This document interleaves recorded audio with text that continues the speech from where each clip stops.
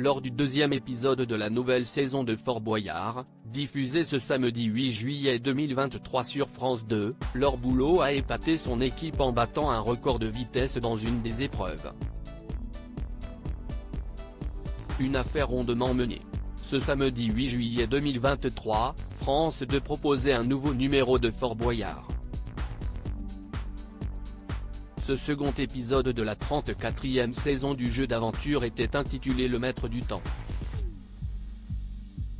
Après l'équipe menée par Nathalie Péchala la semaine passée, c'était au tour de 6 nouvelles personnalités d'affronter les différents défis de ce lieu culte, le chanteur Vianney qui a fait face au serpent, le comédien Alexis Michalik, l'ex-Miss France Maëva Cook, l'humoriste Az, le tennisman Joe Wilfried Tsonga ainsi que la footballeuse Laure Boulot.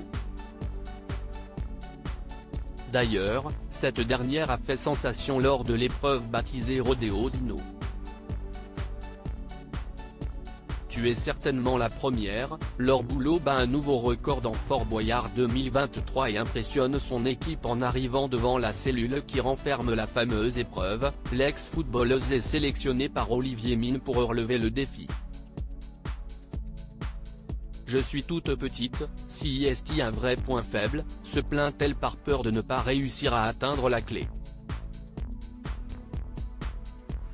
En effet, pour gagner, Laure Boulot doit grimper sur un dinosaure en mouvement et pousser la clé, suspendue à une barre en métal, à l'aide d'un os géant.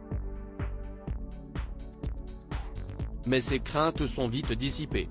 En moins de 30 secondes et après seulement 2 essais, la consultante de 36 ans fait tomber la clé et sort de la cellule, victorieuse.